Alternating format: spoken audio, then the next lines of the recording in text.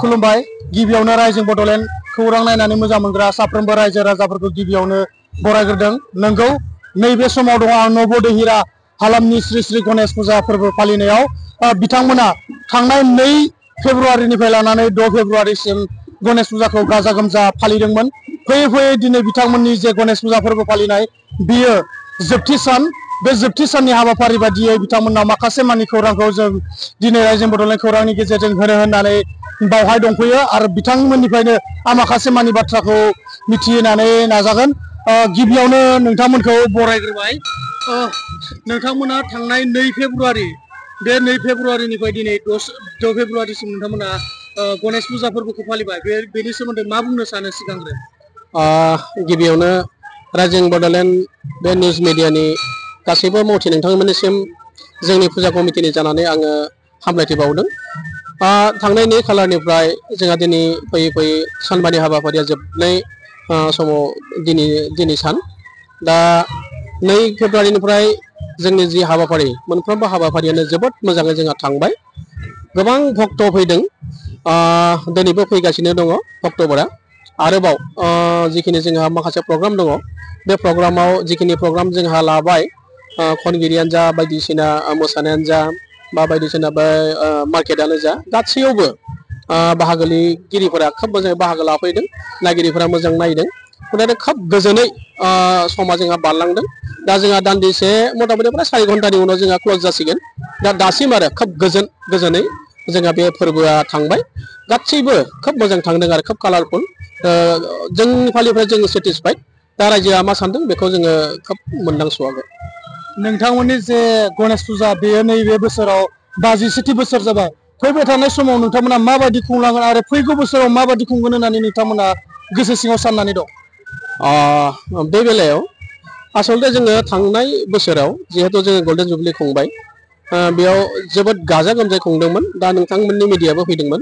नोंथांमोननि मिडियानि गेजेरजों बा अन्यान्य मिडियानि गेजेरजों रायजोफोरा बेखौ नुनो मोन्दोंमोन, मोनथिदोंमोन। जोबोद जोङो गाजा गोमजायै खुंना हरदोंमोन। देग्लाय आसलथे जोङो फिसा खुंदों। फिसाबाबो देग्लाय आरोबाव देरबावबाय। आसलथे जोङो जिमान सानदों बिनि सायाव थांदों आरो देग्लायनि फुजायाबो।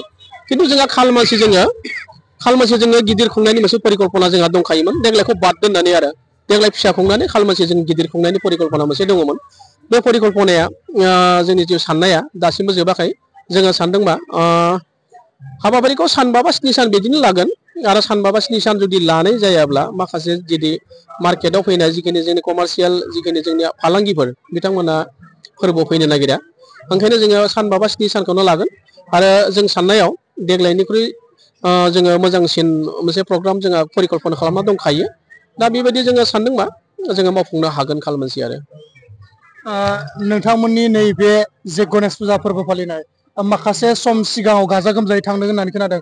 आरो मैयानि बे सम मोनाबिलि बा हरनि समाव माखासे साइकेल एबा बाइक गोमादों होननानै जों सुलुंनिफ्राय बा खौरांनिफ्राय मिथिनो मोननाय जादोंमोन। दा बे बेलायाव नोंथांमोननि नैबे हालामनिफ्राय बे थासारिया जामारदोंमोन नामा? खोथाया आसलथे बियो मोनसे ओरैनो रिउमार मोनसे सोलिदों। बियो साइकेला गोमानाया जोंनिनो ओंखाम संग्रा जितु चार्च माबायाव थानाय फुड साब कमिटिनि बिबानगिरिनि गंसे गोमादोंमोन। आसल न'खरनि मानसियानो लांफ्लांदों। ओमफ्राय फुजाजों माजों बे उन्दुना थाबाय नालाय खबरखौ मोनलायाखै। उनाव खबर मोनना होफैफिनदों आरो बाइक गोमानायखौथ' बिदिनो खोनादोंबाबो बे खोथा बारा नङा आरो रिउमार आरो जेबो गोमायाखै, जेबो सोलियाखै आरो साइकेल स्टेन्ड दङ बयबो दोनदों। सोरबा सासेनि बाहेरायाव दोनदोंब्लाबो बेबो गोमायाखै आरो दासिम जों मोनथिनायाव आरो। माखासे फुजा मेलाफोराव जे जौ जुवानि आबदा जाबाय थानायखौ जों नुदोंमोन। नाथाय नैबे नोंथांमोननि जे नब'दहिरा हालामनि जे गणेश फुजा फोरबो बावहाय जों देग्लाय बोसोराव जौ जुवानि जेबो आबदा गैयाजासेनो फुजा खुंनायखौ नुदों। आरो माखासे धोरोम सिबियारिफोरखौबो नैबेयाव गाजा गोमजायै सिबिदों। बे बेलायाव नोंथांमोना रायजो राजाखौ बा धोरोम सिबियारिफोरखौ माबायदि मेसेज होनो सानो? आरो गणेश फुजाखौ बा गणेशखौ फालिनानै नोंथांमोना नैबे हालामाव माबायदि जाफुंसार जानो हादों बेनि सायाव मा बुंनो सानो सार? नोंथाङा मोजां मोनसे सोंथि सोंदों। बियो जोङो थांनाय बोसोरावबो होआखै, देग्लायबो गैया जोंना जौ जुवाया। अदेबानि थांनाय बोसोराव ओरैनो सानैसो एसे कालप्रिट बायदिहाय खायदा खालामना होनो नागिरदोंमोन। बेखौ जोङो कमिटिनि फालिफ्रानो बन्द' खालामनानै सानसे आरो दसे सम पुलिस थुलिसजों लेंबोनानै जों बन्द' खालायदों। गासैबो लोगो लोंलायनानै जौ जुवायाथ' सोलिखायाखै, देग्लायबो सोलियाखै आरो जोंनि उनावबो बे सोलिया। दा आं बेखौनो गणेश भक्त जिमान दङ बा हारिमु मोजां मोनग्रा, फुजा मोजां मोनग्रा गासैनिबोसिम आं बे मेसेजखौ होनो लुगैयो जे जोङो खोब मोजां सिन्ताधाराजों जोङो दिहिरा गामि हालामनि गासैबो रायजोआ जोङो फुजाफोरखौ खुंनो नाजागासिनो दङ जोंनि उद्देश्यआ जाहैबाय मा गामिखौ खौसेथि लाखिनाय आरो जोंनि आध्यात्मिक जिथुनाखि दिग बेखौ जों जौगाहोनाय ओंखायनो जोङो नै देग्लायबो दाख्लैबो आङो नोंथांमोननि मिडियानि गेजेरजोंनो बुंदोंमोन जे जितु जोङो परिक्षाफोर फैगासिनो दङ बेनि गेजेरावबो जोङो सानबानि हाबाफारिखौ लानो गोनां जादों जे समजों गोरोबनानै आरो दा परिक्षाफोरा आनजादफोरा फैबायानो थाखाय जेला बेनि गेजेराव जोङो समखौबो मिलायनानै जोङो बेखौ खालामनाय जादों फरायनायाबो थाबाय थागोन फुजा फोरबोआबो सोलिबाय थागोन जोङो गासैबो फरायसाफोरखौ आं बेखौनो खावलायनो नागिरो बेनि गेजेरजों आरोबाव जे नोंथांमोना गासैबो फरायसुलिफोरा जे नोंथांमोननि फरायनायखौ मोजाङै लाखि फोरबोखौबो नोंथांमोना उपभग खालायनांगोन फुजा नायनांगोन बेनि गेजेरजोंनो नोंथांमोननि जिथुनाखि मेइन जिथुनाखि डिउटि बेखौ नोंथांमोना मोजां लाखिनांगोन आरो आं बे मेसेजखौनो होनो लुबैयो गणेश फुजा फोरबोखौ जे फालियो माखासे हालामफोराव फालियो बेफोरबायदिनो नोंथांमोननि नैबे हालामावबो देग्लाय 5 साननि हाबाफारिजों फालिनायखौ नुबाय दा बे बिथिङाव नोंथांमोननि फालिनाया जोबोर गाजा गोमजायै जादों बे बिथिंखौ लानानै बा रायजो राजाया माखासे अनसायबाय फैबाय थानाय समाव माबायदि रायजो राजानि अनसायनाय मोनगोन बेखौ मिजिंथिदों बाबेनलांनाय समफोराव गासै रायजो राजाफोरा जेरै जोंखौ फैनानै कमप्लिटलि हेफाजाब होबाय नोंथांमोननि साननायखौ जों जाफुंहोनो नाजाबाय आसा खालामदों फैगौ समफोरावबो जाहाथे नोंथांमोना जाफुंहोफैयो आरो बेयावनो आं मोनसे मेसेज होनो नागिरदों आसलते जोंनिया समा जेसेबां बारलांबाय दङ नैबे खुंथाया आरो देग्लाय 50सेथि फैबाय बिखेखকৈ सेमोन मन्दिरा ओंखारबाय देग्लायो भक्त गोजाननि भक्त बहुत फैदों आरो साख्रियावलायानो जा नन साख्रियावलायानो जा गावनि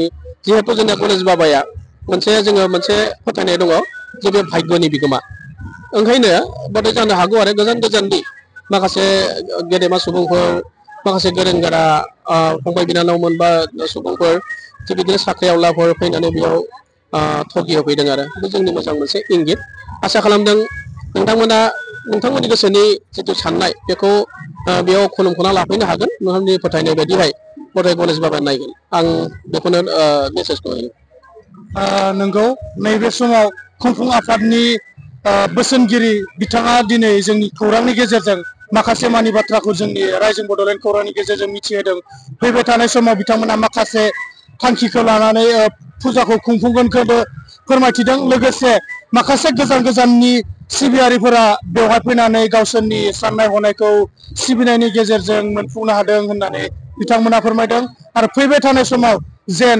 बिथांमोना नैबे नबोदै हिरा हालामाव गणेश फुजाखौ गाजा गोमजायै खुंबाय थानो हागोन बेखौ जोंनि चेनेलनि जानानै बिथांमोननि गेजेराव जों बेखौनो मिजिंथिदों आरो फैबाय थानाय समजों लोगोसे लाइमोन सेंग्रा सिख्लाफोरा जे दा फैबाय थानाय मेट्रिक आरो HSLC आरो HS आनजादाव मोजाङै आनजाद लिरनांगौ बेनिबो मोनसे मोजां बिदि बाथ्रा बुंनायखौ जों दिनैनि नैबे खौरांनि गेजेरजों खोनानो मोनदों बेनो दिनैनि बे फोरमायफिननो गोनां खौराङा गोजोन्थों एसेनोसै